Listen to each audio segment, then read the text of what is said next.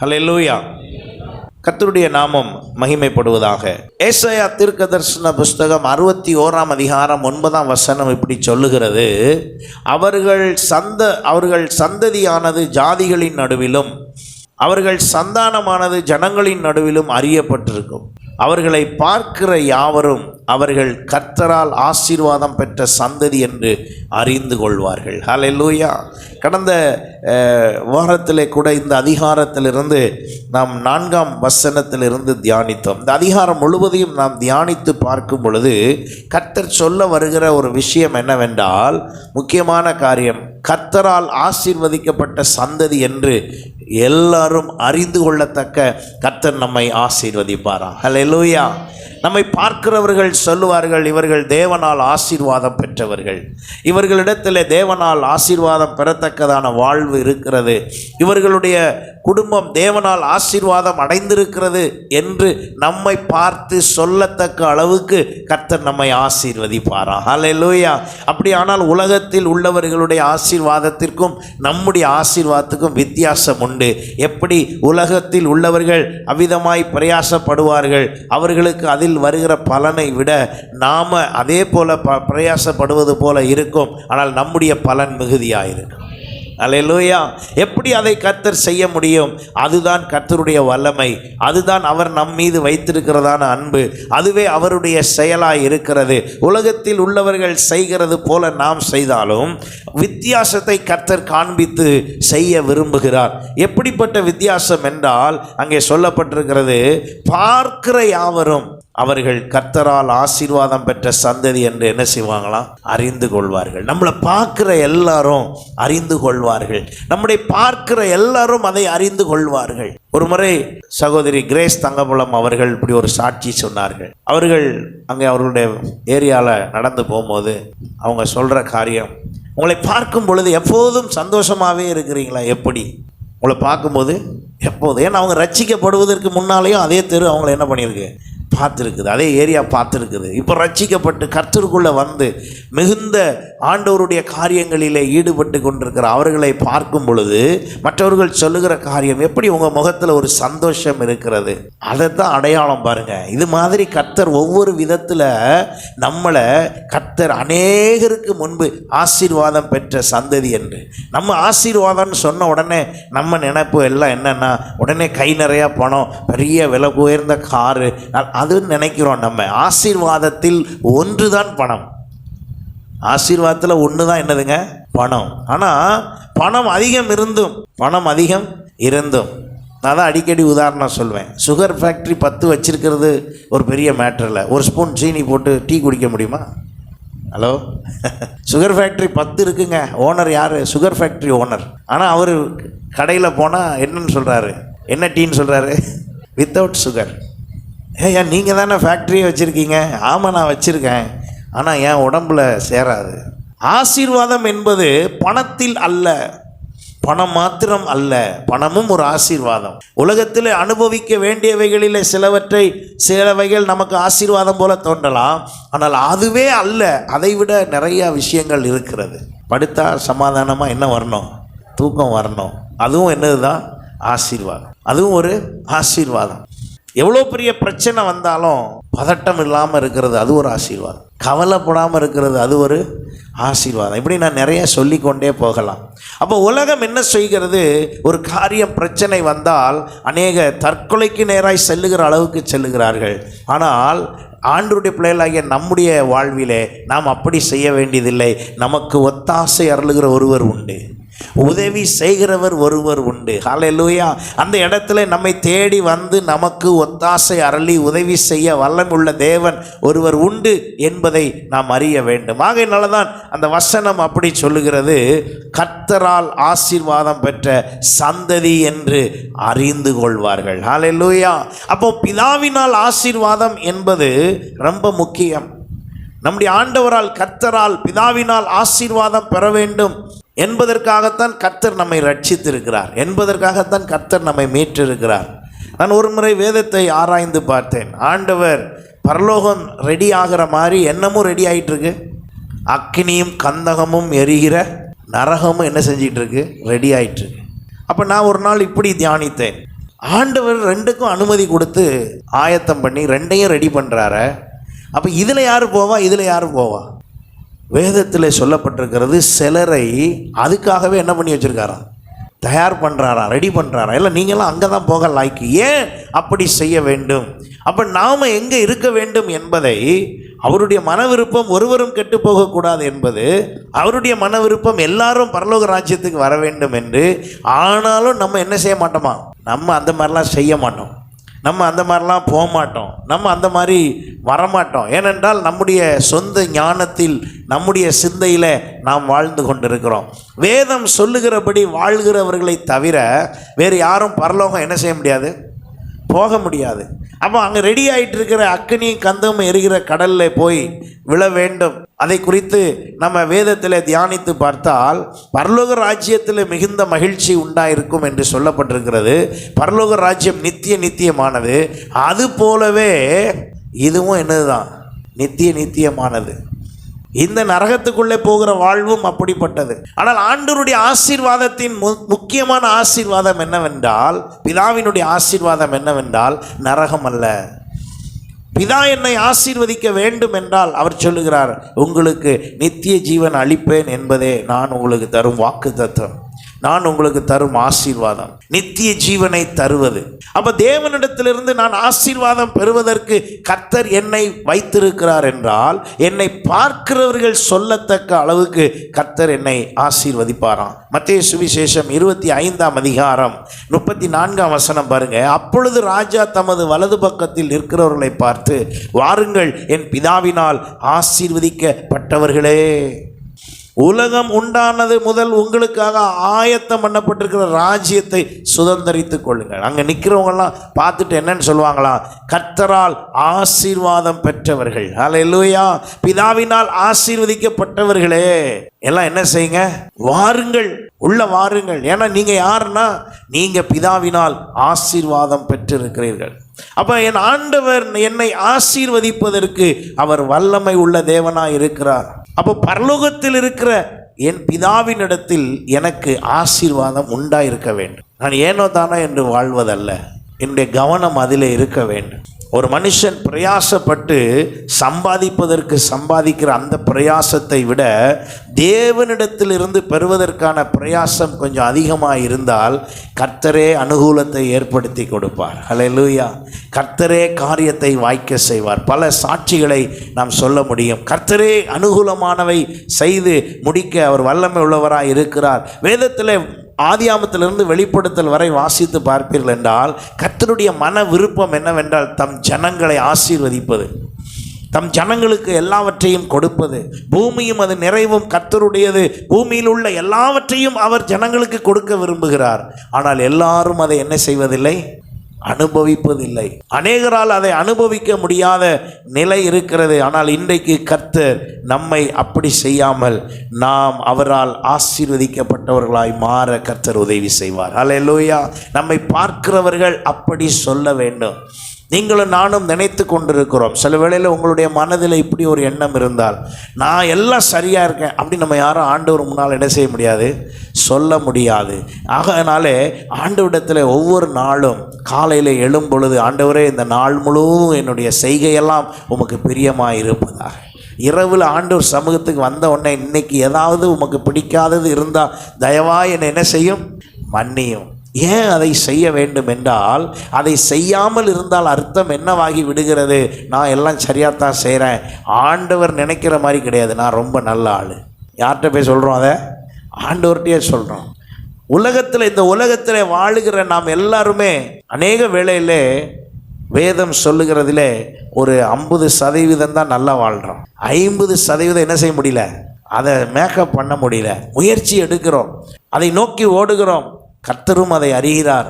ஆனால் அப்படி நோக்கி ஓடி வருகிறவர்களை கர்த்தர் அனுகூலமாக்கி ஆசீர்வதிக்கவும் விரும்புகிறார். அப்போ ஆண்டவர் என்னை ஆசீர்வதிப்பதற்கு விரும்புகிறார் என்றால் அதற்கான சில வழிமுறைகள், அல்லது கர்த்தரால் ஆசீர்வாதம் பெற்ற சந்ததி என்று எப்படி சொல்லுவார்கள்?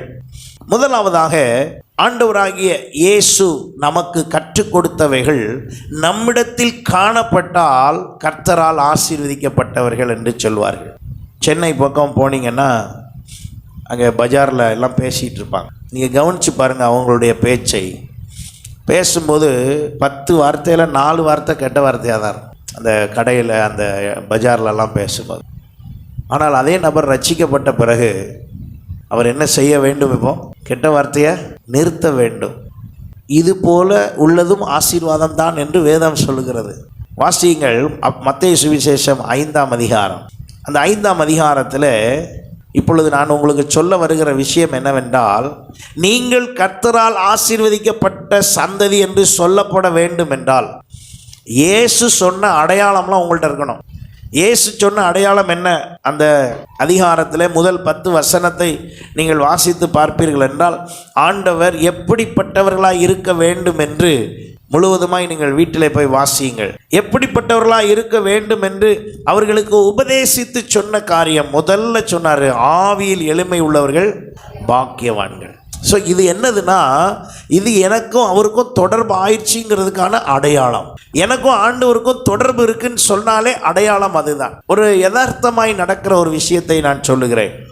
சில நேரத்தில் நீங்கள் வேலை செய்வதற்காக சில புதிய கம்பெனிக்கோ புதிய ஆஃபீஸுக்கோ அல்லது புதுசாக சில இடத்துக்கு போனீங்கன்னு வைங்க, அது வரைக்கும் உங்களுக்கு பேச்சு வழக்கில் இல்லாத சில வார்த்தைகள் அங்கே போனவுடனே நீங்கள் என்ன ஆகிடுவீங்க? அந்த வார்த்தையை பிக்கப் பண்ணிடுவீங்க. அப்படி ஒரு வார்த்தையே உங்களுக்கு தெரியாது. ஆனால் நீங்கள் உங்கள் சம்பந்தமாக உங்கள் வீட்டில் போய் பேசும்போது, என்ன இது புதுசாக இருக்குது வார்த்தை, அது என்னது அர்த்தம் அப்படின்னு பக்கத்தில் இருக்கிறவங்க கேட்குற அளவுக்கு சில நேரம் ஆகிடும். ஆனால் அவங்க யாரும் உங்களுக்கு சொல்லித்தரல. அவங்க யாரும் இப்படி பேசுங்க அப்படின்னு சொல்லித்தரல. ஆனால் நம்மளை அறியாமலே நாம் என்ன செய்கிறோம்? புதிதாக ஏதாகிலும் ஒரு வார்த்தை கேள்விப்பட்டால் உடனே அந்த வார்த்தையை என்ன பண்ணிக்கிறோம்? பிக்கப் பண்ணி பேசுகிறோம். அந்த வார்த்தைகளை அனுகூலம் அந்த வரிசையாக பேசுகிறோம். அப்போ ஏன் அப்படி பேசுகிறோம்? என்ன காரணம் அப்படி என்று சொன்னால், நம்ம செல்லுகிற இடங்களிலே நாம் பேசும் பொழுது நம்மை அறியாமலே அங்கே என்ன இருக்கோ அதெல்லாம் நம்ம என்ன பண்ணிக்கிறோம்? அடாப்ட் பண்ணிக்கிறோம். அப்போ நம்முடைய நேச்சர் என்னவென்றால் அதை பெற்றுக்கொள்வது.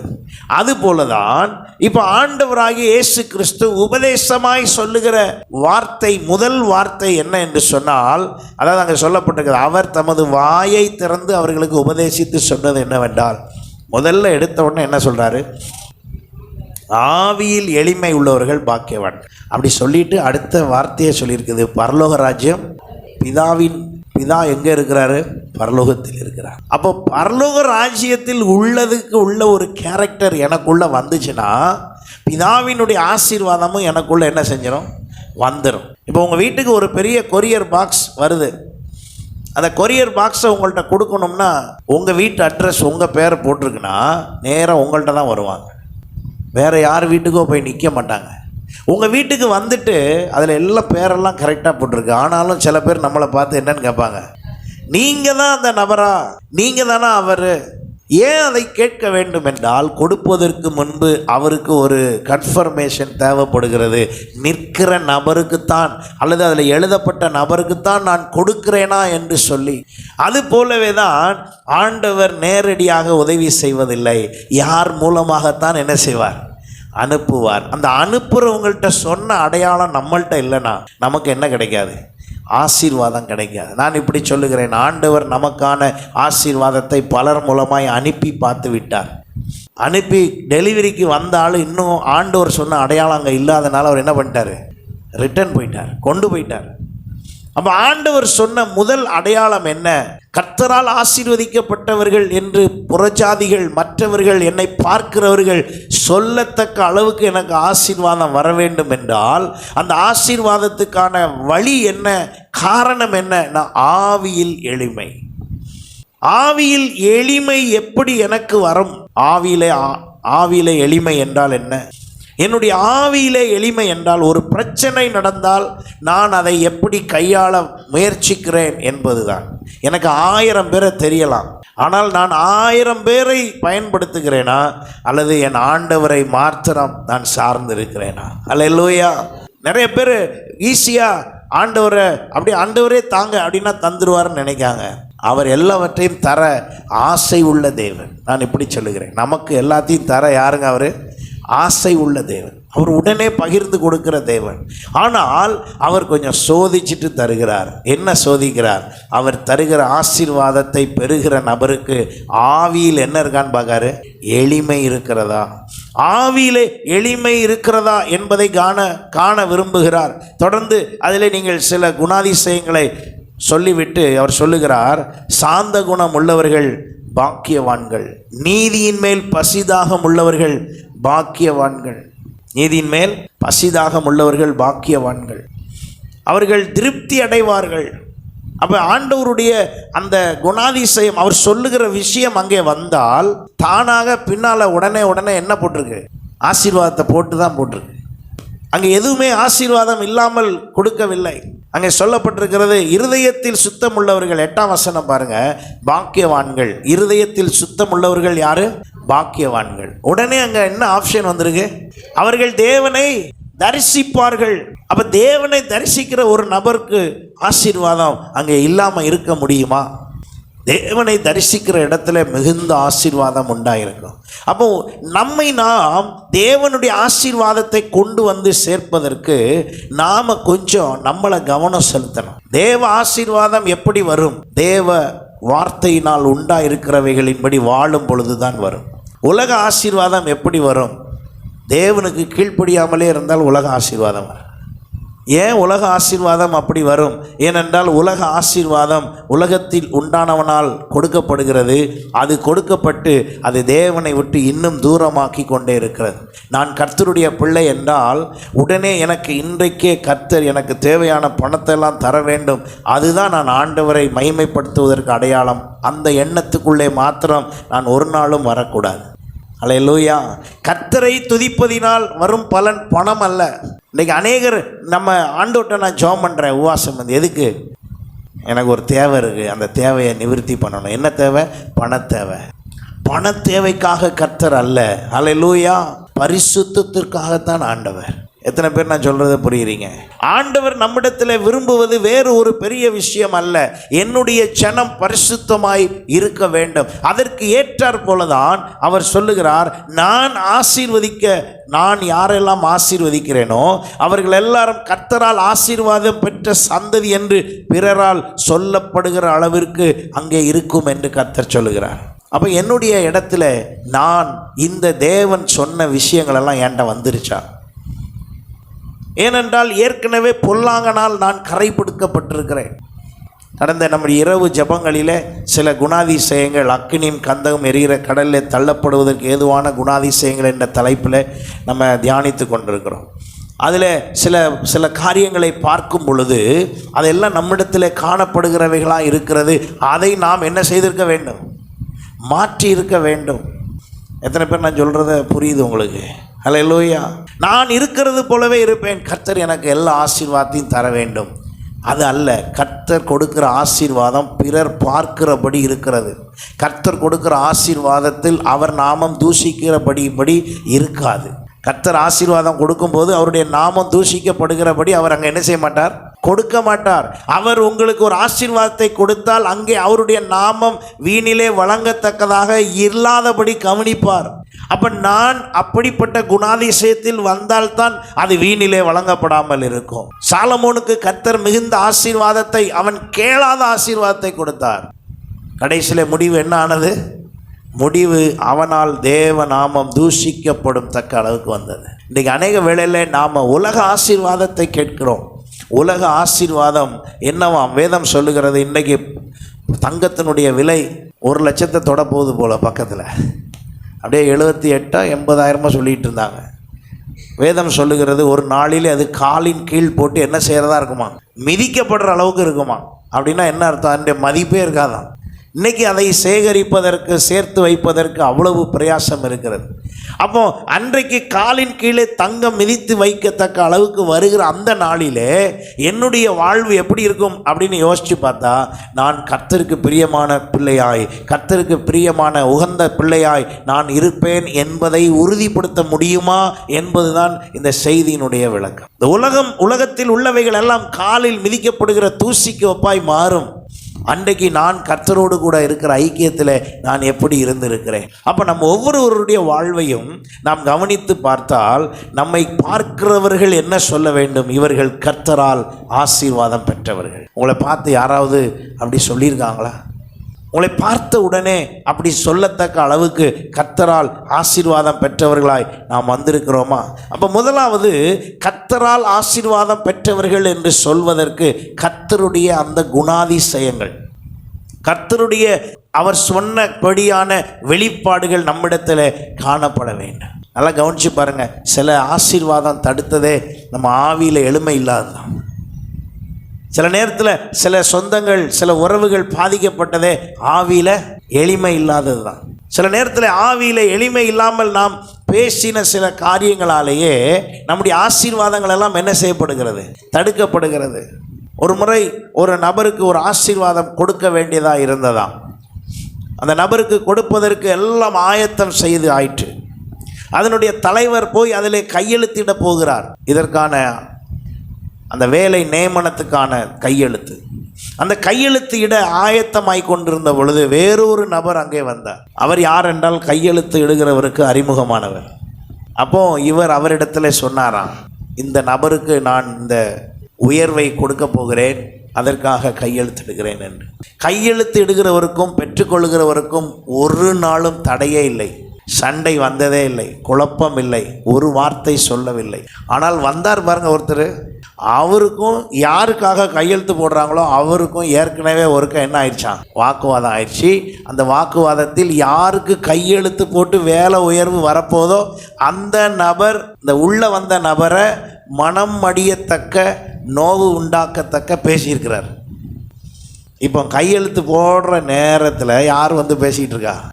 அவர் வந்து, நீங்கள் அவருக்காக கையெழுத்து போடுறீங்க, அவர் சில நேரம் பேசினார்னா இப்படியெல்லாம் பேசுவார், இப்படியெல்லாம் பேசி அவர் தன்னை வெளிப்படுத்துவார், அவருடைய பேச்சு வழக்கு சில நேரத்தில் இப்படி இருக்கும் அப்படின்னு சொல்லிட்டார். சொன்ன உடனே இப்பொழுது கையெழுத்துக்கு பேனா, எடுக்கப்பட்ட பேனா இப்போ என்ன ஆயிடுச்சு?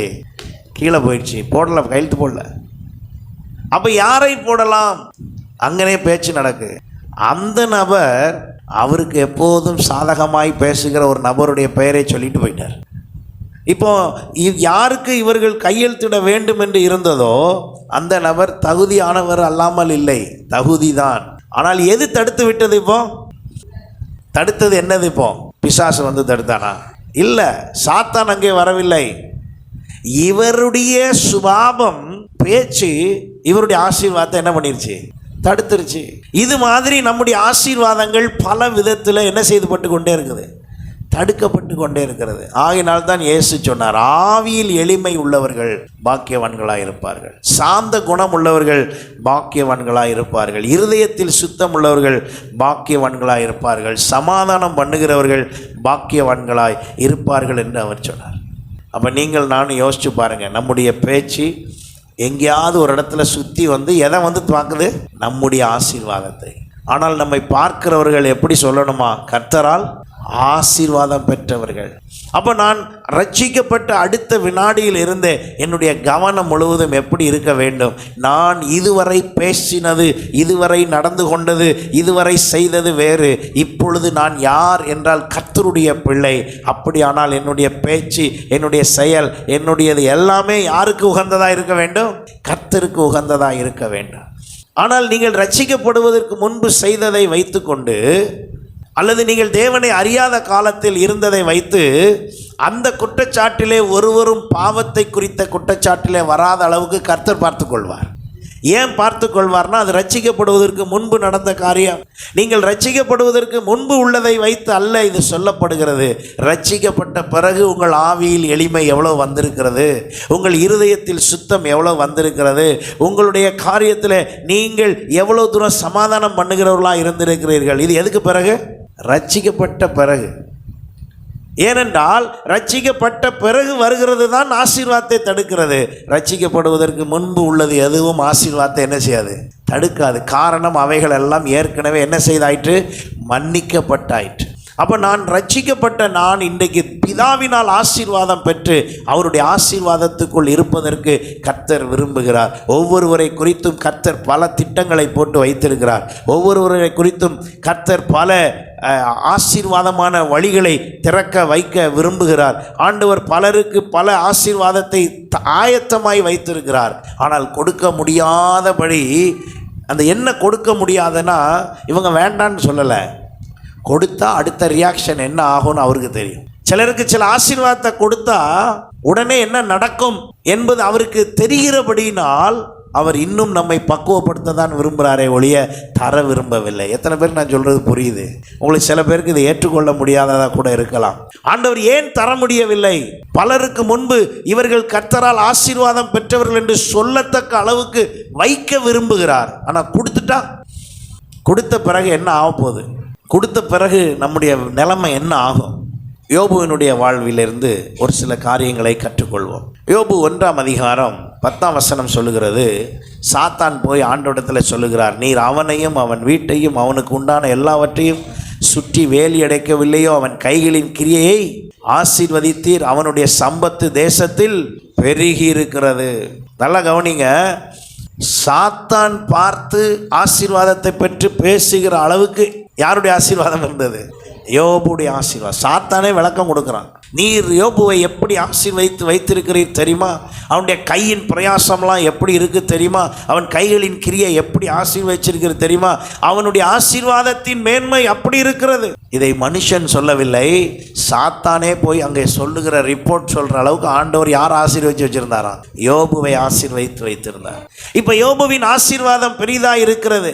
உலகத்தில் உள்ளவர்கள் எல்லாரும் யோபுவை குறித்து அந்த அதிகாரங்களிலே வாசித்து பார்ப்பீர்கள் என்றால், அவனை வாலிபர்கள் சந்தித்தால் எழுந்து நிற்பார்களாம், போகிறவர்கள் வருகிறவர்கள் அவனுக்கு மரியாதை செலுத்துவார்களாம். அவன் தன் கால்களை நெய்யினால் என்ன செய்வானா? கழுவானா. தோசைக்கு அரை ஸ்பூன் விடுறதுக்கு சில நேரம் கஷ்டமாக இருக்குது நமக்கு. அவன் காலையே நெய்யினால், அப்படின்னா அப்படி ஒரு சாஃப்ட் காலை வைக்க அளவுக்கு மிஞ்சி கிடக்காங்க நெய்யெல்லாம். அப்படி இருந்த ஒரு மனுஷன். இந்த ஆசீர்வாதம் முழுவதும் யாரால் வந்தது என்று சாத்தான் சொன்னான்? கர்த்தரால் வந்தது என்று சொன்னான்.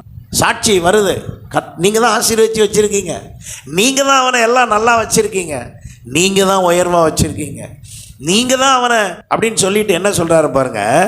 10ஆம் வசனத்தில் நம்ம வாசித்த அந்த வசனத்துக்கு அடுத்து தொடர்ந்து வாசிக்கும் போது அவன் சொல்லுகிறான், நீர் அவனை வேலி அடைத்து வைத்திருக்கிறீர். அவனை எப்படி வச்சிருக்கிறீர்? வேலி அடைச்சி வச்சிருக்கிறீர். அவன் ஆசீர்வாதமெல்லாம் செக்யூராக இருக்குது. அவன் வீட்டு கழுதையை கூட என்னால் என்ன செய்ய முடியல, தொட முடியல. இதாங்க கர்த்தரால் கொடுக்குற ஆசீர்வாதத்தை பெற்ற மனுஷனுடைய வாழ்க்கையில் காணப்படுகிற விஷயம். ஆனால் யோபு கர்த்தரால் அந்த ஆசீர்வாதத்தை பெற்றேன் என்று சொல்லுகிறாரே, அந்த பெற்றேன் என்று சொல்லுகிற விஷயத்தில் யோபுவினுடைய நிலைமையை நாம் கொஞ்சம் தியானித்து பார்த்தால் இந்த இயேசு சொன்னதான அந்த கேரக்டருக்கும் அதுக்கும் சம்பந்தமாக இருக்கும். அப்போ கர்த்தரால் ஆசீர்வாதம் பண்ணப்பட்ட யோபுவை சாத்தான் கண்டுபிடித்து கர்த்தர்ட்டே போய் சொல்கிறாரு, நீர் அவனை என்ன பண்ணி வச்சிருக்கிறீரு? ஆசீர்வதித்து வைத்திருக்கிறேன். அவன் நம்மளை பார்க்கும் போதும் கர்த்தரால் பெற்ற ஆசீர்வாதம் பிறருக்கு நிச்சயமாய் என்ன செய்யும்? தெரியும். அப்போ நம்முடைய ஒவ்வொரு ஆசீர்வாதத்தையும் சாத்தானும் கவனித்து கொண்டிருக்கிறான். அப்போ இந்த யோபுவினுடைய ஆசீர்வாதம் பெரியதாக இருக்கிறது, மிகுந்து இருக்கிறது. அங்கே அவனிடத்தில் இருக்கிறதான எல்லாவித வேலை ஆட்கள் ஆனாலும் சரி, அவனிடத்தில் இருக்கிற கழுதை, ஆடு, இன்னும் வேறு என்னெல்லாம் இருக்கோ அதை கூட சாத்தானால் தொட முடியாத அளவுக்கு கர்த்தர் பாதுகாத்து அவனுடைய ஆசீர்வாதத்தை வைத்திருந்தார். இப்பொழுது சாத்தான் சொல்லுகிறான், நீர் அவனை ஆசீர்வதித்திருக்கிறதுனால தான் எப்போ பார்த்தாலும் அவன் என்ன சொல்லிக்கிட்டு இருக்கான்? சோத்திரம் சொல்லிக்கிட்டு இருக்கான். நீர் அவனை ஆசீர்வதித்து வைத்திருக்கிறீர், எல்லாத்தையும் கொடுத்திருக்கிறீர், ஆகையினால தான் உம்மளை பெருமையாக பேசுகிறான். நீர் வேணா இந்த யோபு ஒரு சோதனை வச்சுப்பார், யோபு தோத்துருவான் என்று சாத்தானும் ஆண்டவரும் பேசிக்கொண்டார். இது யாருக்கு தெரியாது? இப்போ இது யோபுக்கு சுத்தமாக தெரியாது. ஆண்டவர் வந்து அந்த பக்கமாக சாத்தான்கிட்ட பேசிட்டு இந்த பக்கமாக, யோபுவே சாத்தான்ட்ட நான் சவால் விட்டுருக்கேன், கொஞ்சம் நீ எனக்கு ஒத்துழைப்பு கொடு. இந்த பேச்சும் ஆண்டவர் என்ன செய்யலை, பேசலை. நான் இந்த பக்கம் அடிக்கிற மாதிரி அடிக்கிறேன், நீ இந்த பக்கம் வந்து ஆறுதல் படுத்துகிற மாதிரி படுத்திடு. இந்த வேலையெல்லாம் அவர் செய்யலை. அவர் போல்டாக சாத்தான்ட்ட சொல்கிறார், அப்படி அல்ல, அவன் ஆசீர்வாதம் இல்லாட்டாலும் என்னை அவன் என்ன செய்வான்? நேசிப்பான். அவனுடைய குணம் மாறாது. அவனுடைய சாந்த குணம் அப்படியே தான் இருக்கும். அவனுடைய ஆவியின் எளிமை அப்படியே தான் இருக்கும். அதெல்லாம் மாற வாய்ப்பே இல்லை என்று ஆண்டவர் சொல்லுகிறார். இப்போ 2 பேருக்கும் ஒரு போட்டி ஆயிடுச்சு. இந்த போட்டியில் 2 பேருக்கு இடையில இப்போ யார் மாட்டிக்கிட்டா? யோபு மாட்டிக்கிட்டா. ஆனால் யோபு மீது கர்த்தருக்கு இருந்த ஒரு தைரியம் பாருங்க. நீ என்ன பண்ணாலும் சரி, அவன் என்னை சார்ந்து தான் இருப்பான்.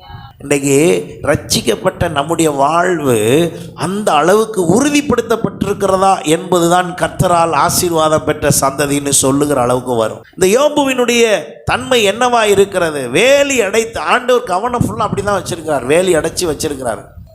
அவர் சும்மா விடுகிற தேவன் அல்ல. சும்மா அப்படியே ஏனோ தானோ என்று விடுகிற தேவன் அல்ல. அவனுக்கு உண்டான எல்லாவற்றையெல்லாம் ஆண்டவர் வேலி அடைத்து வைத்திருந்தார். ஒரு அனுமதி கொடுத்தார் பாருங்க.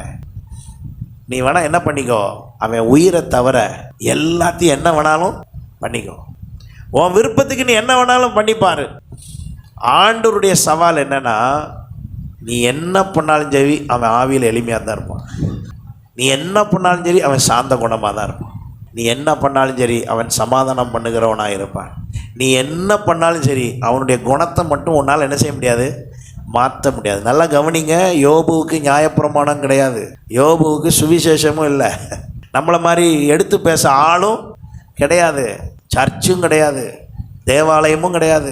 இப்படியெல்லாம் இல்லாமல் இருக்கும் போது ஒரு மனுஷன் அப்படி இருந்திருக்கிறான்னா, இதெல்லாம் இருக்கிற நம்ம எப்படி இருக்கணுங்கிறத பாருங்கள். நம்மளுக்கு அப்போ ஒப்பீடு வரும்போது யோபுவை நம்மளையும் ஒப்பிட்டு பார்த்தா அவைலபிள் எதுவுமே இல்லை. இப்போ நமக்கு ஒரு பாஸ்டர் விட்டாலும் இன்னொரு பாஸ்டர் இருக்கார். யூடியூப் பாஸ்டர்லாம் லட்சக்கணக்காக இருக்காங்க. ஒரு ஞாயிற்றுக்கிழமைருந்து அடுத்த ஞாயிற்றுக்கிழமை வர்றதுக்குள்ளே நான் ஒரு மணி நேரம் பேசிட்டு விடுறேன். ஆனால் நீங்கள் எப்படி ஒரு 15 மணி நேரம் மெசேஜ் கேட்டுடுறீங்க. கேட்காம இருந்தால் சந்தோஷம். கேட்கறதுனால குழப்பம் ஒன்றும் இல்லை. ஆனால் மாட்டிட்டு முழிக்கக்கூடாது.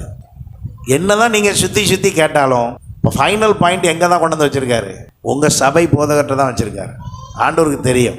அதெல்லாம் சப்ஸ்டியூட் மாதிரி வச்சுக்க வேண்டியதான், அது எவ்வளோ பெரிய ஆளாக இருந்தாலும் சரி. ஆனால் இது எல்லாம் நடந்தாலும் மெயின் ஆண்டவர் செய்கிற விஷயம் என்ன? அப்போ யோபுவுக்கு இப்படி பேசுகிறதுக்கெல்லாம் ஆள் கிடையாது. இப்போ நமக்கு எவ்வளோ ஆப்ஷன் வந்துருச்சு பாருங்கள். திடீர்னு காலையில் எந்திரிச்சு ஏதாவது ஒரு டாபிக் தேவை அப்படின்னா உடனே யூடியூப்பில் தட்டினீங்கன்னா அந்த டாப்பிக்கில் பேசினா 100 பேரை கொண்டாந்து லிஸ்ட்டில் காட்டுது. இவர் பேசியிருக்காரு. பேசுகிறவர் நல்ல சத்தியமானே தெரியாது. நமக்கு உகந்து நமக்கு சாதகமாக நம்மளுக்கு அப்படியே நல்லா அப்படியே இது பண்ணுற மாதிரி பேசினாருன்னா உட்காந்து கேட்டுறது. அப்போது யோபுவுக்கு இதெல்லாம் எதுவுமே கிடையாது, பிரமாணமே கிடையாது. நீங்கள் அவனை போய் அவன் யூதனா கிரேக்கனா எபிரேயனான்னு நீங்கள் சொல்லவும் முடியாது. ஏன்னா அந்த நாட்களிலே அப்படி ஒரு பிரிவே இல்லை யோபுவின் காலத்தில். அப்படிப்பட்ட ஒரு சூழ்நிலையில் இவர் எப்படி இருக்கிறாரு? கர்த்தரிடத்தில் அவ்வளவு மன உண்மையாக இருக்கிறார். அல்லேலூயா. இப்போ ஆண்டவர் ஆசீர்வதிக்க மாட்டேன்னு வரல. ஆண்டவர் நம்மை ஆசீர்வதிக்க விரும்புகிறார். ஆனால் நம்ம எங்கே நிற்கிறோன்னா, எனக்கு இது பிடிக்காது, இப்படி நான் பண்ண முடியாது, இப்படி செய்ய முடியாது, இப்படியெல்லாம் மாற முடியாது, இந்த மாதிரிலாம் செய்ய முடியாது, எனக்கு அப்படி தான், என் குணம் அப்படி தான், இப்படியெல்லாம் பேசிக்கிட்டு இருந்தோம்னா ஆண்டவர் சொல்கிறார், அப்படியாப்பா சரி நீ அப்படியே இரு. நீ கவனிச்சு பாருங்க, அதுதான் உண்மை. நீங்களும் நானும் கர்த்தர் விரும்புகிறபடி மாடுவதற்கு எல்லா சூழ்நிலையிலும் நாம் என்ன செய்ய வேண்டும்? விட்டு கொடுக்க வேண்டும். ஏன் ஆண்டவர் அப்படி செய்ய வேண்டும்? ஏனென்றால் அவருக்கு அது தெரியும். இதை பெற்றுக்கொள்ளுகிறவர்களுக்கு இந்த குணம் இருக்கக்கூடாது அப்படின்னா அந்த குணம் மாறுற வரைக்கும் தர முடியாது. மோசேயை வைத்து தான் மீட்க வேண்டும். அதற்காகத்தான் நாணல் பெட்டியில் வைத்து காப்பாற்றினார். ஆனால் வளர்ந்த மோசே எப்படி வளர்ந்துட்டார்? முரடனாய் வளர்ந்துட்டார். வளர்ந்த மோசே எப்படி வளர்ந்துட்டார்? லேசாக பேசுனீங்கன்னா ஒரு தட்டுனா செத்து போவோம் நம்ம, அப்படி வளர்ந்துட்டார். ஆனால் ஆண்டவருக்கு அப்படி ஆள் தேவையில்லை. எப்படி ஆள்? முரட்டுத்தன்மையான இருக்கிற ஆள் தேவையில்லை. முரட்டுத்தன்மை என்றால் என்ன அர்த்தம்? நான் யார் தயவும் இல்லாமல் என்னை நான் தற்காத்து கொள்ள, எனக்கே கராத்தை தெரியும், குல்ஃபு தெரியும், அது தெரியும், இது தெரியும், அடிச்சிருவேன் உடைச்சிருவேன்னா நான் யாரை சார மாட்டேன். கண்டிப்பாக ஆண்டவரை சாரவே மாட்டேன். ஆண்டவரை சார்ந்து இருக்க முடியாது. அப்போ மோசையை அதற்காக என்ன செய்ய வேண்டியது ஆயிற்று என்றால் 40 வருஷம் தூக்கி கொண்டு எங்கே போட வேண்டியதாயிடுச்சு? வனாந்தரத்தில் தூக்கி போட்டு அங்கிருந்து வரும்போது அவர் கையில் ஆடு மேய்க்கிற கம்பை வச்சிருக்கிறவரே சொல்கிறாரு, ஆண்டவர் சொல்கிறாரு, இந்த கம்பை வச்சே நான் உனக்காக 1000 செய்வேன் அப்படின்னு. இந்த கம்பை கீழே போடு, அது பாம்பாக மாறுது. அந்த பாம்பை போய் பிடிக்கிற தைரியம் கூட அவருக்கு இல்லாமல் போயிடுச்சு. இதுக்கு முந்தினா எப்படி ஆள்? அப்படி பிடிச்சி சுத்தின வேகத்துக்கு பாம்பு அடித்து கொண்டுருவார், ஆலயத்துக்கு மடித்து கொண்டுருவார். ஆனால் இன்னைக்கு அவனுடைய குணாதிசயம், அந்த பாம்பை பிடின்னு ஆண்டவர் சொன்னால் இவன் போட்ட கம்பு தான் பாம்பாச்சுங்க, அதை கூட பிடிக்கிறதுக்கு என்ன செய்கிறாராம், யோசிக்கிறார். இப்போ ஆண்டவருக்கு பார்க்குறாரு, ஓ குணம் சரியாயிடுச்சு, குணம் என்ன செஞ்சிருச்சு, சரியாயிடுச்சு, இப்போ நான் இவனை அனுப்புனா கரெக்டாக இருக்கும். எத்தனை பேர் நான் சொல்ல வர்றது புரியுது? நம்ம ஜென்ம சுபாவம், நம்முடைய மாம்ச சுபாவம், அதை வைத்து கொண்டே ஹைலைட்டாக வச்சிருக்கிற ஆளுக்கு பிதாவினால் ஆசீர்வாதம் பண்ணவே முடியாது. ஏன் முடியாதுன்னா, அப்படிப்பட்டவருக்கு அந்த ஆசீர்வாதம் கொடுத்தால் தேவ நாமம் தூஷிக்கப்படும். ஏனென்றால் அவருக்கு பவர் கூடிரும். ஒரு நபர் மிகுந்த கோபக்காரர், அவருக்கு எல்லா செல்வாக்கையும் கொண்டு போய் கொடுத்தால் அவருடைய கோபம் என்ன செய்யும், இன்னும் கூட தான் செய்யும். அப்படி கோபப்படுகிறவர்கள் அநேகர் அவர் சார்ந்து வந்து விடுவார்கள். அப்போ தேவனால் ஆசீர்வாதம் கொடுக்க முடியாது. தவறாய் யாராகிலும் என்ன நீங்கள் எப்படி இருந்தாலும் கர்த்தர் ஆசீர்வதிப்பார்னு ஏதாகிலும் கேள்விப்பட்டிருந்தீங்கன்னா அப்படி ஆளை நம்ம பார்க்காதீங்க யூடியூப்பில். அப்படியெல்லாம் செய்ய முடியாது. ஏனென்றால் கர்த்தர் ஆசீர்வதிக்க விரும்பினால் அவர் நாமம் தூஷிக்கப்படக்கூடாது. இன்னொரு விஷயம் சொல்லுகிறேன், உங்களை என்னை ரட்சித்ததே அவருக்காக தான், நமக்காக இல்லை. எத்தனை பேர் அதை ஒத்துக்கொள்கிறீங்க? நான் அந்த செய்தியை ஆயத்தம் பண்ணி கொண்டு இருக்கிறேன். நம்ம எல்லாரும் ரட்சிக்கப்பட்டதே நமக்காக இல்லையா? யாருக்காக? அவருக்காக தான் நம்ம ரட்சிக்கப்பட்டோமா. அவர் காரியத்தை அவர் செய்கிறதுக்கு தான் நம்மளை ரட்சித்து வச்சிருக்கிறாராம். அப்போ ஆண்டவரே எனக்கு எதுவுமே இல்லையா, எனக்காக தான் ஒன்றையவே வச்சுருக்கேன் அப்படின்னு சொல்கிறார். அப்போ அவருக்காகத்தான் என்னை வைத்திருப்பார் என்றால், நான் எப்பொழுது அவருக்கானவனாய் மாறுகிறேனோ அந்த இடத்துல எனக்கானதெல்லாம் அவர் தர வல்லவராக இருக்கிறார். நம்ம என்ன செய்கிறோம், நான் இப்படியே தான் இருப்பேன், எனக்கு மாறலாம் முடியாது. சில ஆசீர்வாதத்தை வருவதற்கு ஒரு நபர் இருக்கிறார். இந்த நபர் என்று வைத்துக்கொள்வோம். இவர் யாரோ ஒரு சொந்தக்காரர். இந்த நபரை பார்த்தாலே உங்களுக்கு என்ன செய்யாது, பிடிக்காது. இந்த நபர்கிட்ட பேசவே பிடிக்காது. இந்த நபர் வீட்டுக்கே போக மாட்டீங்க. இப்போ ஆண்டவர் உங்களை ஆசீர்வதிக்கிறதுக்கு என்ன செய்வார் தெரியுமா? சாவியை கொண்டு அந்த வீட்டில் வச்சுருக்காரு. சாவியை கொண்டு எந்த வீட்டில் வச்சுருக்காரு?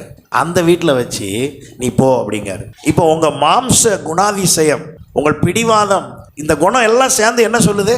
போக மாட்டேன். அவர் சொல்கிறார், நீ அங்கே போ, அன்னையிலேருந்து உன்னை ஆசீர்வதிக்கிறேன். 10 வருஷம் ஆகி நம்ம தான் போலையே. ஏன்னா நம்ம எதுக்கு உதவி செய்கிறோம், எதுக்கு உடந்தையாக இருக்கோம்? மாம்ச குணத்துக்கு உடந்தையாக இருக்கோம். அவர் என்ன செய்ய விரும்புகிறார், அங்கே போனால் அவங்க உங்களை எப்படினாலும் நீ என்கிட்ட வந்தியா அப்படின்னு ஒரு வார்த்தை பேசுவாங்க. அப்போ உங்களுக்கு மனசு என்ன செய்யுமா, வலிக்குமா. அதுக்காக நீங்கள் போக மாட்டீங்க. அவர் என்ன சொல்கிறாரு, அப்படி நம்மளை பேசி அவமானப்படுத்தி தான் தருவேங்காரு. அது அவர் பார்வையில் அவமானம் அல்ல, சரி பண்ணுதல். சில நேரத்தில் ஆண்டவர் நம்மை அவருக்கு விரும்பின குணத்துக்கு வந்து, இந்த இடத்துல இதையே சொல்ல விரும்புகிறேன், அவர் நமக்கு தரும்போது, ஆசீர்வாதம் தரும்போது, நம்முடைய செயலால் அவருக்கு தூஷிக்கப்படத்தக்க இருந்தால் நமக்கு அந்த ஆசீர்வாதம் தர முடியாது. ஏனென்றால் நம்மிடத்தில் இருக்கிற அந்த குணாதிசயம் அந்த ஆசீர்வாதத்தை பெற்ற உடனே ஆண்டவருக்கு மகிமையை கொண்டு வராமல் என்னத்தை கொண்டு வந்துடும், தூஷணத்தை கொண்டு வந்துவிடும். யோபுவை குறித்து ஆசீர்வாதத்தை குறித்த பேச்சு வருகிறது. இவன் கர்த்தரால் ஆசீர்வாதம் பெற்றிருக்கிறான். இவன் இருக்கிற ஆடு மாடு எல்லாம் தேவனால் ஆசீர்வதிக்கப்பட்டு கொடுக்கப்பட்டது. இப்போ ஆண்டவர் சொன்னார், நீ அந்த ஆசீர்வாதத்தெல்லாம் எடுத்து பாரு. ஆனால் அவன் உயிரை மட்டும் விட்டுருன்னு சொல்லிட்டு அனுமதி கொடுத்துட்டார். சாத்தான் அனுமதியை பெற்றுக்கொண்டு வேகமாய் செல்லுகிறான். நீங்கள் 11ஆம் வசனத்திலிருந்து வாசிக்கும் போது 14ஆம் வசனம் பாருங்கள். ஒரு ஆள் அவனிடத்தில் வந்து எருதுகள் உழுகிற போது கழுதைகள் அவைகளின் பக்கத்தில் மேய்ந்து கொண்டிருக்கையில் சபேயர் அவர்கள் மேல் விழுந்து அவர்களை சாய்த்து கொண்டு போனார்கள். வேலையாட்களையும் பட்டய கருக்கினால் வெட்டி போட்டார்கள். நான் ஒருவன் மாத்திரம் தப்பி அதை உமக்கு அறிவிக்கும்படி வந்தேன். இதுக்கு முன்னால் ஏன் வெட்ட முடியல? சோத்திரம், ஆமே. அதே சபையர் ஏன் வந்து இதுக்கு முன்னால் ஒன்றும் செய்ய முடியல? இப்போ டோர் ஓப்பன் ஆனதுனால தான் அவனே வந்திருக்கு. அப்போ இதை செய்கிறவன் ஆயத்தமாய் பல நாளாய் என்ன செய்து கொண்டிருக்கிறான், காத்து கொண்டு நிற்கிறான். எப்பொழுது நம்மை அழிக்கலாம் என்று, எப்பொழுது நம்மை வீழ்த்தலாம் என்று, எப்பொழுது நம்மை அழித்து ஒன்றுமில்லாமல் ஆக்கலாம் என்று ஆயத்தமாய் கொண்டிருக்கிறவன் நம்ம கண்ணு முன்னால் நின்றுக்கிட்டு இருந்தாலும் இடையில வேலி இருக்கிறனால தொட முடியல. இப்போ என் வேலையை ரிமூவ் பண்ணிட்டார் ஆண்டவர். இப்போ ஆண்டவரும் அவருடைய காரியத்தில் என் புள்ள கரெக்டாக இருக்குங்கிற தைரியத்தில் ரிமூவ் பண்ணிட்டார்.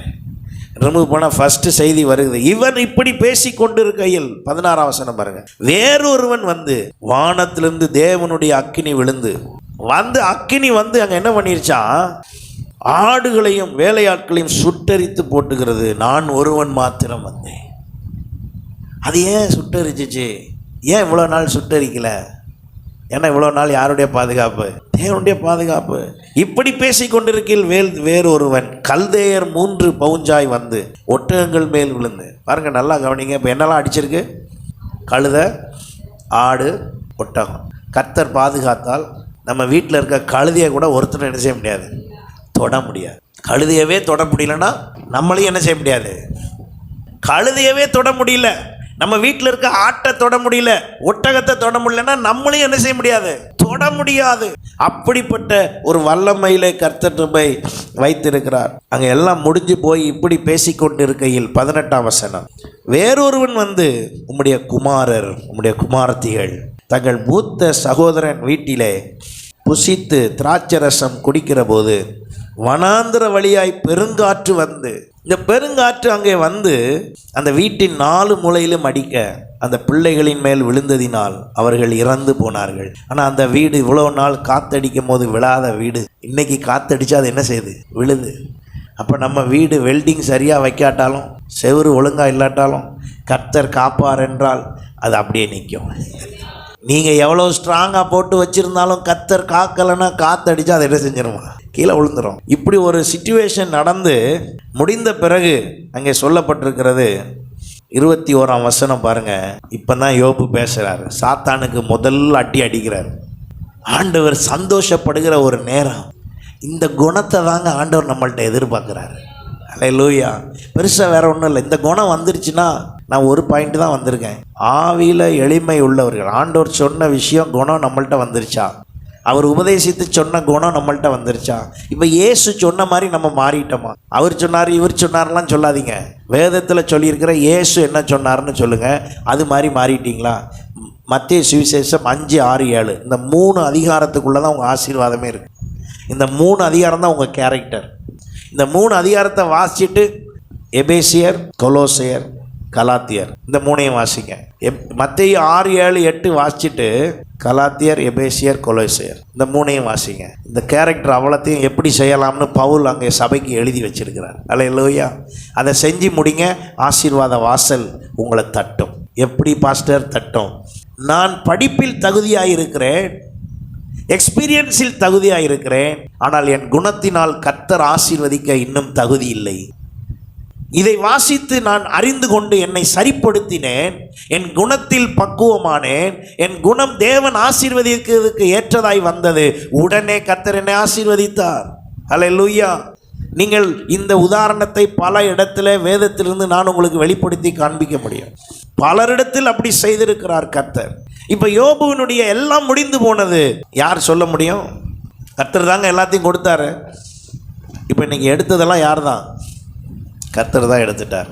அவருடைய நாமத்துக்கு ஸ்தோத்திரம். ஏன் ஆண்டவரே திடீர்னு இப்படி பண்ணியாரு? நான் உமக்கு என்ன பண்ணேன்? நான் தசமாக கொடுத்தேன், நான் காணிக்க கொடுத்தேன், நான் நேரத்துக்கு சர்ச்சுக்கு வந்தேன், எல்லா இதையும் செஞ்சேன், ஏன் எனக்கு செய்தீர் அப்படி கேட்டோமா? ஆண்டவர் இதை தரலன்னா, இதை தாமதப்படுத்தினா, இதை தடுத்தா, இது கிடைக்கலன்னா, இது நடக்கலைன்னா அவர் ஒரு பிளான் வச்சிருப்பார். ஆண்டவரே உமக்கு ஸ்தோத்திரம், தடுத்ததுக்காய் ஸ்தோத்திரம், தாமதத்துக்காய் ஸ்தோத்திரம். எப்போ அந்த ஸ்தோத்திரம் சொல்லிட்டீங்களா? இந்த ஸ்தோத்திரம் சொன்ன உடனே அவர் வேகமாக ஆளை விட்டு சேங்ஷன் பண்ணி கொடு. ஏன்னா நான் எனக்கு ஏற்ற குணம் வந்துருச்சு, கொடுத்துரு. நம்ம உடனே இன்னைக்கு எதுவுமே கிடைக்கலன்னா அது எப்படி ஆண்டவரே நீர் தராமல் இருப்பீர்? தரல. எப்படி தராமல் தரல? தராததுக்காய் ஸ்தோத்திரம். நான் இன்றைக்கு என் பிரயாசத்தை எல்லாம் பிரயாசப்பட்டேன் கர்த்தாவே, ஆனாலும் பலன் ஒன்றும் இல்லை. உம்மை மகிமைப்படுத்துகிறேன். பாஸ்டருக்கு ஏதோ ஆயிடுச்சு போல தெரியுது. எனக்கு ஏதோ ஆகலைங்க. நாம் ஆராதிக்கிற ஆண்டவர் தர்றதுக்கு முன்னால் அவர் தகுதி என்னென்னா, அதை வாங்கிக்கிட்டு நம்ம என்ன செஞ்சிடக்கூடாதுன்னா, ஒரு தயிர்காரி தலையில் கூட வச்சுக்கிட்டு தயிர் விற்க போனாலாம். நம்ம குணம் எப்படின்னு சொல்கிறேன் பாருங்கள். தயிர் விற்க போனாலாம். தயிர் விற்க போகும்போது ஒரு பிளானோட போனாலும், இந்த தயிரை விற்றுட்டு வேணாலும் பாரு, இந்த பக்கத்து வீட்டுக்காரி காதில் டோலாக்கு போட்டு டிங்குன்னு ஆட்டுதாள, அவளை மாதிரி நானும் பாரு போட்டு பெரிய டோலாக் போட்டு நானும் இப்படி ஆட்டுவோம்லான்னு ஆட்டினாலாம். தயிர் பானை உடஞ்சிச்சு. ஆட்டில் தயிர் பானை கீழே விழுந்து உடஞ்சிருச்சு. நம்ம இப்படி ஆட்டுற ஆள்னு தெரிஞ்சதுனால தான் ஆண்டவர் என்ன செய்ய மாட்டாரு. நான் சொல்கிறது எத்தனை பேர் கொஞ்சம் டைரெக்டாக வந்துட்டேன். தயிர் பானையை கொடுக்க மாட்டேக்காரு. இப்போ எது மாறணும்னா, தயிர் பானை விற்று வர்ற காசில் பக்கத்து வீட்டுக்காரியை நான் அப்படி பண்ணுவேன் தெரியுமானுங்கிற எண்ணம் மாறுற வரைக்கும் தயிர் பானையில் வியாபாரம் வரவே வராது. எத்தனை பேர் நான் சொல்கிறது புரியுது? நீங்கள் தேவனால் ஆசீர்வாதம் பெறதுக்கான வழியை தான் நான் சொல்கிறேன். வேறு வழி வெளியே நிறையா இருக்குது. அதெல்லாம் பாஸ்டர் சொல்கிற மாதிரிலாம் கிடையாது. ஈஸியாக விற்று போடலாம் தெரியுங்களா? அது இருக்குது, வழி இருக்குது, நான் இல்லைன்னு சொல்லலை. நான் சொல்லுகிறது, தேவனால் நீங்கள் ஆசீர்வாதம் பெற்றவர்கள் என்று உங்களை பார்த்து சொல்ல வேண்டும் என்றால் அந்த ஆசீர்வாதம் எப்படி வரும்னா, இந்த ஆசீர்வாதத்தை வச்சு வேற ஒருவனுக்கு முன்னால் போய் நின்று நான் பெருமை பாராட்டத்தான் கர்த்தர் என்னை ஆசீர்வதிக்கணும்னு சொல்லுவீங்கன்னா தர முடியாது. எத்தனை பேருக்கு நான் சொல்கிறது புரியுது? அதை கர்த்தர் மாற்ற விரும்புகிறார். நீங்கள் அதை மாற்றி பாருங்கள், உடனே தருவார். உங்களுக்கு கர்த்தர் கொடுக்குற ஆசீர்வாதத்தினால் நான் அவங்களுக்கு முன்னால் போய் நின்று என்னைய பேசின பேச்சுக்கு இன்றைக்கி பார்த்தியா நான் எந்த நிலைமைக்கு வந்திருக்கேன்னு சொல்லி ஒரு 4 வார்த்தை பேசி அவங்கள கேட்கலைன்னா நான் ரட்சிக்கப்பட்டதுக்கு அடையாளமே இல்லை. நீங்கள் இன்னும் ரட்சிக்கவே படலை, அப்புறம் என்ன அடையாளம்? முடியாதுங்க. ஒருவேளை ஒரு பதவியும் இல்லைன்னா இனி யாரும் மதிக்க மாட்டாங்களே, தேவையில்லை. என்னுடைய நோக்கமும் திட்டமும் எதுவாக தான் இருக்கணும்னா, கர்த்தர் என்கிட்ட என்ன விரும்புகிறாரோ அதை செய்கிறதா தான் இருக்கணும்.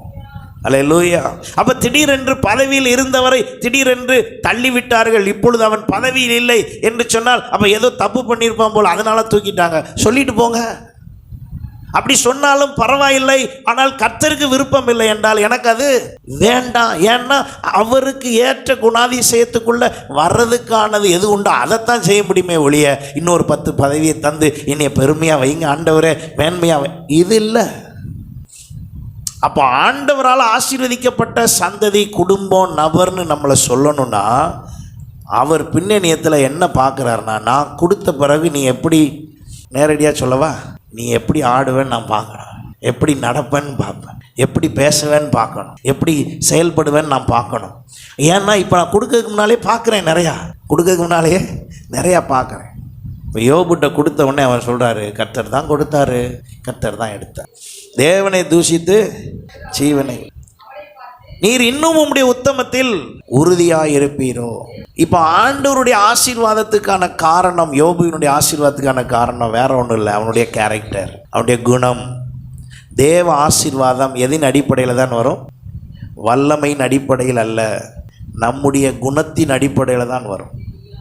ஆகையினால தான் நீங்கள் கவனித்து பாருங்கள், கர்த்தர் என்னை ஊழியத்துக்கு அழைத்த நாளிலிருந்து இதை நான் விளங்கி கொண்டதுபடினாலே இதையே தான் நான் பேசிக்கிட்டே இருந்திருப்பேன். கவனிங்க, கவனம் ஃபுல்லாக அதில் தான் இருக்கும் பாருங்கள். நம்ம மாறணும் அப்படியே தான் இருக்கும் பாருங்கள். அதில் தான் பெரிய ஆசீர்வாதமே இருக்குது. இந்த யோபுவினுடைய குணாதிசயத்தில் மனைவி வந்து சொன்ன உடனே இவர் சொல்கிறாரு, 10ஆம் வசனம் பாருங்கள், அழகாக சொல்கிறாரு. தன் இருதயத்தில் உள்ளதை அப்படி வெளிப்படுத்தி பேசுகிறாரு.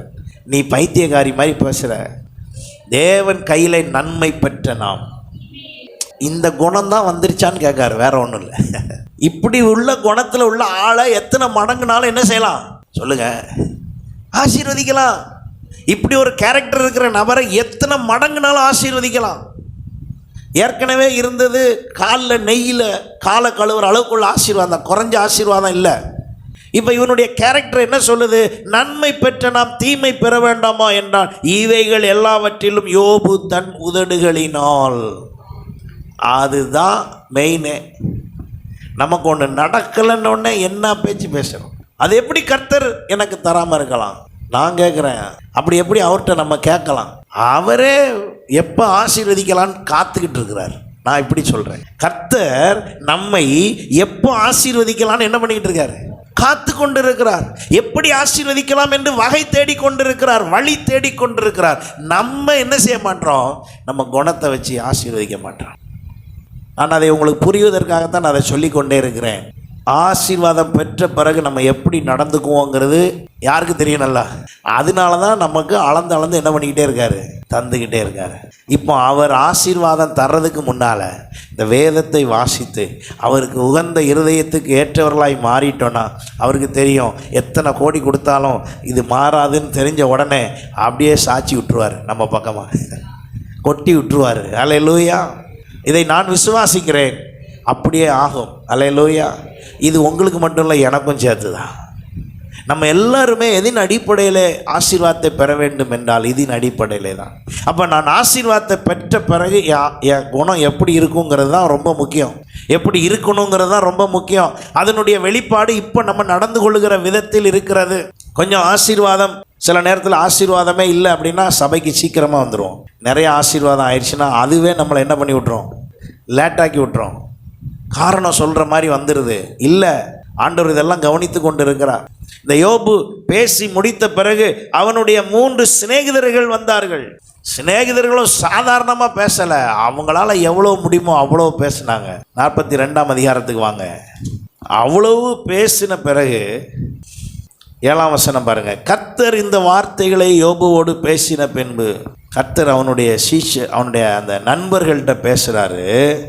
உன் 2 சிநேகிதர் மேலும் எனக்கு என்ன மூழ்கிறது, கோபம் மூழ்கிறது.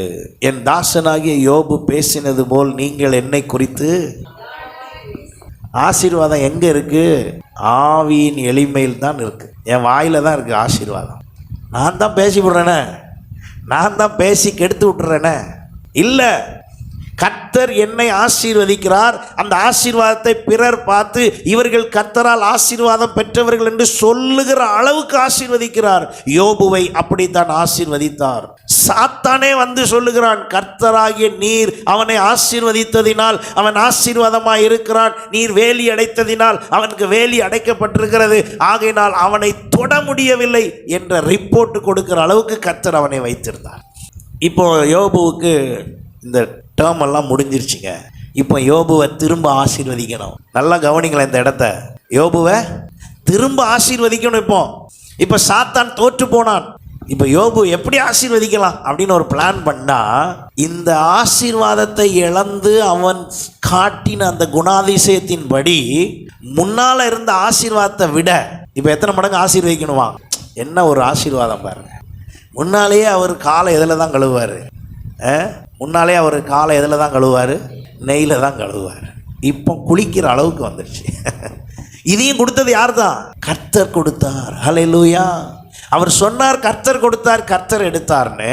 என் ஆண்டவர் எனக்கு நன்மை செய்த பொழுது நான் சகித்து கொண்டது போல எனக்கு இப்பொழுது ஏற்படுகிற இந்த தீமையிலையும் இந்த நஷ்டத்திலையும் இந்த கஷ்டத்திலையும் இந்த பிரச்சனையிலையும் இந்த கண்ணீரிலும் இந்த வேதனையிலும் நான் அவருக்கு ஸ்தோத்திரம் செலுத்துகிறேன். அல்லேலூயா.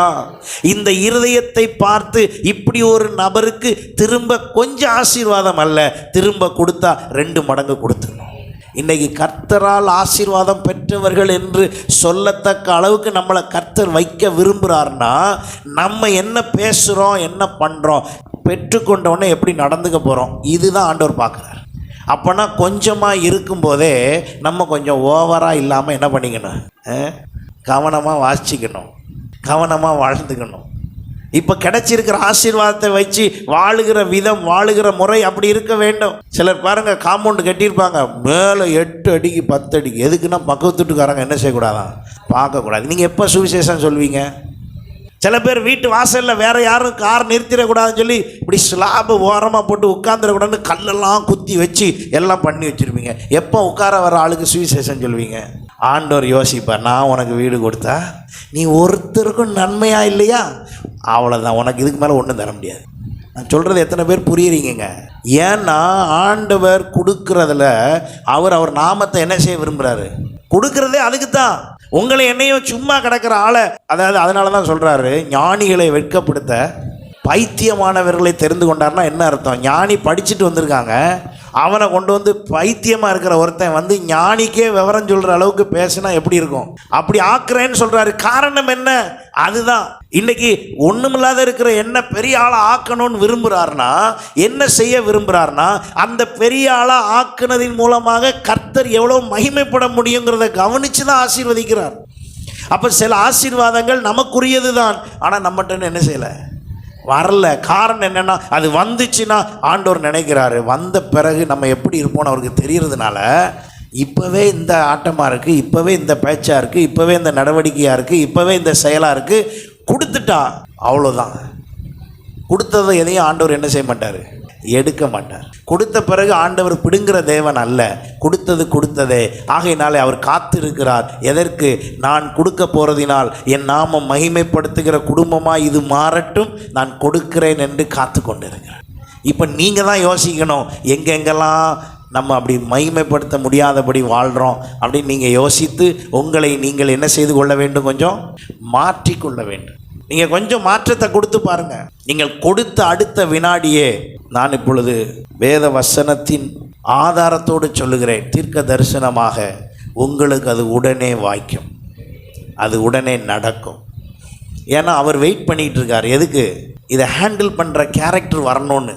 யோபுவினுடைய முன்னிலைமையை விட அங்கே அழகாய் சொல்லியிருக்கிறது, யோபு தன் சிநேகிதனுக்காக என்ன செய்தாராம், வேண்டுதல் செய்தபோது கர்த்தர் அவன் சிறையிருப்பை மாற்றினார். யோபுவுக்கு முன்னிருந்த எல்லாவற்றை பார்க்கிலும் ரெண்டத்தனையாய் கர்த்தர் அவனுக்கு தந்தருளினார். அல்லேலூயா.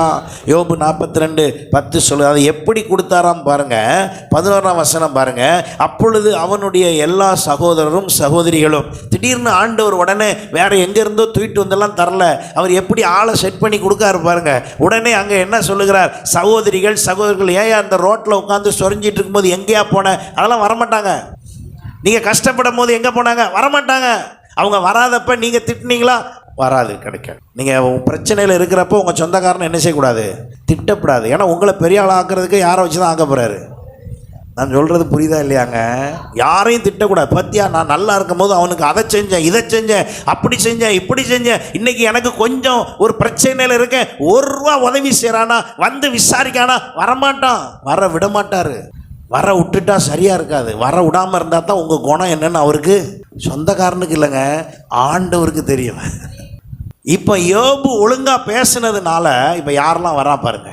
அப்பொழுது அவனுடைய எல்லா சகோதரரும் சகோதரிகளும் முன் அவனுக்கு அறிமுகமான அனைவரும் அவனிடத்தில் வந்து அவன் வீட்டிலே அவனோடு போஜனம் பண்ணி கர்த்தர் அவன் மேல் வரப்பண்ணின சகல தீங்கின் நிமித்தம் அவனுக்காக அங்கலாய்த்து, பெர்மிஷன் கிராண்டட் ஆன உடனே எல்லாம் ஆளாளுக்கு வர்றாங்க, வேக வேகமாக வர்றாங்க. வந்துட்டு சும்மா போகலையா, அவனுக்கு ஆறுதல் சொல்லி, முக்கியம் அதுதான் பாருங்க. 2 மடங்கு ஆசீர்வாதம் எங்கேருந்து வந்துச்சு, யார் மூலமாக வந்துச்சு, எல்லாம் இவனை சுற்றி இருந்த சொந்தக்காரன் மூலமாக தான் வந்துச்சு. இப்போ நம்ம ஆசீர்வாதம் எங்கே இருக்குது? நீங்கள் விரோதியாக நினைக்கிற சொந்தக்காரன் கையில் தான் உங்கள் ஆசீர்வாதமே இருக்குது. நீங்கள் விரோதியாக நினைக்கிற உங்கள் கூட வேலை பார்க்குற ஆள் மூலமாக தான் உங்களுக்கு சாங்ஷனே ஆக போகுது. நீங்கள் விரோதியாக நினைக்கிற உங்கள் பக்கத்து வீட்டுக்காரங்க தான் உங்களுக்கு நன்மை செய்ய போகிறாங்க. ஏன்? அது எப்படி பாஸ்டர் உங்களுக்கு தெரியுமா? அவங்க என்ன பண்ணாங்கன்னா, நீங்கள் இயேசுவின் பிள்ளைகள், நீங்கள் அவர்களை மன்னித்தே ஆக வேண்டும், நீங்கள் அவர்களோடு இணக்கம் பாராட்ட வேண்டும், அவர்களிடத்தில் நீங்கள் எளிமையாய் நடந்து கொள்ளத்தான் வேண்டும். அல்லேலூயா. அவன் உங்களுக்கு விரோதியாய் இருந்தால், அவன் உங்களுக்கு விரோதமாய் வந்தால், நீங்கள் அவனிடத்தில் அன்பாயிருங்கள். கர்த்தர் பார்க்கிறார், உடனே ஆசீர்வதிப்பார். யாரை விட? உங்களுக்கு எதிரியாக இருக்கிறவனை விட உங்களை ஒரு பங்கு கூட தான் வைப்பார். அப்போ அவன் கொஞ்ச நாளில் என்ன ஆயிடுவான் உங்களுக்கு? ஒரு நபரை விட இன்னொரு நபர் வசதியில் மூத்தால் என்ன அர்த்தம்? உடனே வசதியில் பெருகினவருக்கு வசதியில் குறைந்தவர் ஆட்டோமேட்டிக்காக என்ன ஆயிடுவார்? ஒரு பணிவிடையாக ஆயிடுவார், கீழே ஆயிடுவார், அப்புறம் மேலே வரமாட்டார். பணம் பெருத்த பிறகு பணம் குறைவாக இருக்கிறவர்கள் எதிரிட்டு போக மாட்டார்கள். காரணம் என்ன? அந்த வசதி அவர்களை என்ன செய்துவிடும், இப்போ உங்களுக்கு எதிராக இருக்கிறவர்களிடத்தில் நீங்கள் அன்பு பாராட்டுங்கள். அந்த எதிரியாய் உங்களை நடத்துகிற உங்களுக்கு விரோதமாக இருக்கிறவர்களிடத்தில் நீங்கள் அன்பு பாராட்டும் போது அவர்கள் கண்ணு முன்னாலேயே கர்த்தர் நாமம் மகிமைப்படத்தக்க ஆண்டவர் உங்களை இப்போ உயரமாக என்ன செஞ்சிருவாராம், வைத்து விடுவார். அதுதான் இதில் இருக்கிற விஷயம். இப்போ அவனுக்கு கூட இருந்தவங்கெல்லாம் ஆறுதல் சொல்லிட்டு என்ன செஞ்சாங்களாம் பாருங்க. அவர் ஒவ்வொருவரும் தங்க காசையும் அவரவர் ஒவ்வொரு பொன் ஆபரணத்தையும் அவனுக்கு கொடுத்தார்கள். இதெல்லாம் யார் வீட்டில் இருந்து வந்திருக்கு? மறுபடியும் ஏன் சொல்கிறேன் அப்படின்னா, நமக்கு இந்த உறவெல்லாம் ஒட்டுக்க மாட்டேங்குது. நிறைய பேர் நீங்கள் ரட்சிக்கப்பட்ட பிறகு உங்கள் சொந்த பந்தத்தோட சரியாக இல்லைன்னா உங்கள் ரட்சிப்பு சரியில்லைன்னு அர்த்தம். நீங்கள் ரட்சிக்கப்பட்ட உடனே உங்கள் சொந்தத்தோட அன்பாக இருக்கணும். அவன் ரட்சிக்கப்படாதவனாக இருந்தாலும் சரி, அன்பாக இருக்கணும். ஏற்கனவே ரட்சிக்கப்படாத போது இருக்கிற அன்பை விட இப்போ உங்கள் அன்பு எப்படி இருக்கணும்? கூடுதலாக இருக்கணும். அப்போ தான் அவங்க சொல்லணும், அங்கே பாரியா இயேசுவை ஏற்றுக்கொள்றதுக்கு முன்னால் ஒரு டம்ளர் தண்ணி கூட தரமாட்டான், இப்போ இயேசு ஏற்றுக்கொண்ட பிறகு சாப்பாடே தரான். இந்த வித்தியாசத்தை பார்க்க முடிஞ்சுதா? ஆண்டவர் கவனித்து கொண்டே இருக்கிறார். ஓ, குணம் மாறிடுச்சு, நல்லா எல்லாரோடைய ஆறுதலாக இருக்கிறாப்புல, எல்லா சொந்த பந்தங்களோடு, நண்பர்களோடு, பக்கத்து வீடோடு, எதிர் வீடோடு எல்லாரோடையும் என் அன்பை வெளிப்படுத்திக்கிட்டே இருக்காப்புல. இந்த நேரம் நான் நல்லா ஆசீர்வதிச்சேன்னா நிறையா பேருக்கு அது மகிமையாக இருக்கும். இதுதான் ஆண்டவர் கால்குலேஷன். இதுதான் யார் கால்குலேஷன்? ஆண்டவருடைய கால்குலேஷன். நம்ம கவனம் எப்படி இருக்குது கவனிங்க, நம்ம எப்படி செயல்படுறோம் கவனிங்க. அப்படி ஒரு ஆபரணத்தையும் பொன் ஆபரணத்தையும் தங்க காசையும் கொடுப்பதற்கு வருவதற்கு உங்களுக்கு எத்தனை பேர் இருக்காங்கன்னு முதல் சொல்லுங்கள். உங்கள் வீடு தேடி வந்து தங்க காசு கொடுக்க ஆள் இருக்கா? அப்படி வர்ற மாதிரி ஆளை வச்சிருக்கீங்களா? இப்போ அதான் கேள்வி. இப்போ ஆண்டவர் கொடுத்து விடணும்னு நினைக்காருங்க. உங்கள் வீட்டு சொந்த பந்தத்தில் யார் வந்து தர்ற மாதிரி ரெடியாக இருக்கா? உங்கள் நண்பர்கள் யார் வந்து தர ரெடியாக இருக்காங்க? பக்கத்து வீட்டுக்காரன்ட்ட போய் கொடுக்குறாரு, இந்த காசை கொண்டு போய் இந்த ஆள்கிட்ட கொடுத்துரு. ஐயையோ, அந்த ஆள்கிட்ட போகவே முடியாதுங்க. இல்லையா, அவன் ரசிக்கப்பட்டவங்க என் சபைக்கெல்லாம் வருவாப்புல, அது உங்களுக்கு ஞாயிற்றுக்கிழமை வருவார், அதை வச்சு நீங்கள் சொல்லுதீங்க. மற்ற நாள் நாங்கள் படாத பாடு படுறோம், போக முடியாது. அப்போ ஆண்டவர் சொல்வார், ரைட், என்னைக்கு உன் கூட செட் ஆகுறானோ அன்னைக்கு 5 கிலோ தங்கம் தரேன், அதை அவன்கிட்ட கொடுத்துருன்னு சொல்லி பக்கத்து வீட்டில் கொடுத்து வச்சுருக்கார். உடனே நீங்கள் பக்கத்து வீட்டை திறந்து பார்த்துடாதீங்க. நான் சொல்கிற அர்த்தம் என்னென்னா, பக்கத்து வீட்டிலோடு இருக்கிற அந்த ஐக்கியத்துக்காக அதில் ஆசீர்வாதம் இருக்குதுன்னு சொல்ல வரேன். அவன்கிட்ட போய் கொடுத்து வச்சுட்டாரு. இது 10 வருஷமாக நம்ம ஜெபந்தான் பண்ணிக்கிட்டு இருக்கோமே ஒழிய, உபவாசம் 21 நாள் அது ஒரு எத்தனையோ தடவை போயிடுச்சு, 40 நாள் உபவாசம் போயிடுச்சு, எல்லாம் போயிடுச்சு. ஆனால் எங்கே மட்டும் போகல, பக்கத்து வீட்டுக்காரன்ட்ட போய் ஒரு நாள் அன்பாக இயேசுவை பற்றி என்ன செய்யலை, இயேசுவை பற்றி பேசாட்டாலும் பரவாயில்லைங்க, இயேசுவினுடைய குணத்தையாவது என்ன செய்யுங்க, காட்டுங்க. குப்பையை பெருக்கி வேகமாக பெருக்கி காலையில் அவன் எந்திரிக்கிறதுக்குள்ளே பக்கத்து வீட்டு வாசலில் கொண்டே வச்சிடுறது. அவன் எந்திரிச்சு பார்த்து யார் வச்சானே தெரியாது. ஏன்னா நம்மால் டெக்னிக்காக இப்படி 2 வீடு இருக்குன்னு வச்சுக்கோங்க, இது அடுத்த வீட்டு காம்பவுண்டு, இங்கேருந்து பெருக்கிட்டு போய் இங்கே வச்சா நீங்கள் வச்சாதான் அர்த்தம்ட்டு நடுவில் கொண்டே வச்சிடுறது. அவன் வச்சானா, ஏற்று வீட்டுக்காரன் வச்சானா, இவன் வச்சானானே தெரியாது. நீங்கள் ரட்சிக்கப்பட்டிருந்தா பக்கத்து வீட்டு முன்னாலையும் சேர்த்து பெருக்குங்க. இவர் பாஸ்டர் என்ன இப்படி பேசுகிறாரு? அன்பை வெளிப்படுத்துங்க. பக்கத்து வீட்டுக்காரன் உங்கள் வாசலில் குப்பையை போட்டால் போய் சண்டை இழுக்காதீங்க, நீங்கள் உடனே பெருக்கி அள்ளி போட்டுருங்க. பாஸ்டர் இப்படி பண்ணிட்டு அவன் டெய்லி அப்படி தான் செய்வான், ஆண்டவர் உங்களை ரட்சித்ததே அவன் வீட்டு குப்பை அள்ளுறதுக்காக இருக்கும், இப்படியெல்லாமா சொல்வீங்க? இதுதான் சரிப்படுத்துறதுங்க. நம்மளை அவன் பார்ப்பான். 50 நாள் போட்டிருப்பாங்க, 50 நாளும் நீங்கள் எடுத்துட்டீங்க, 51ஆவது நாள் அவன் கை வராது, குப்பையை போட வராது. என்னடா இது, நம்ம சண்டை இழுப்பாங்கன்னு பார்த்தா இவங்க என்ன செய்கிறாங்க, நம்மக்கிட்ட அன்பாக இருக்காங்களா? அப்படி என்ன இவங்கள்ட்ட விசேஷம்? அன்னைக்கு இயேசு தொடுகிறார். பாஸ்டர் இயேசு நல்லவர்னு சொல்லாமலே குப்பை அள்ளினதுக்கே ரசிக்கப்படுறாங்க. 51ஆவது நாள் அவன் உங்கள்கிட்ட வந்து கேட்பான், என்னங்க நான் இவ்வளோ பண்ணேன்னு உங்களுக்கு கோபம் வரலையா?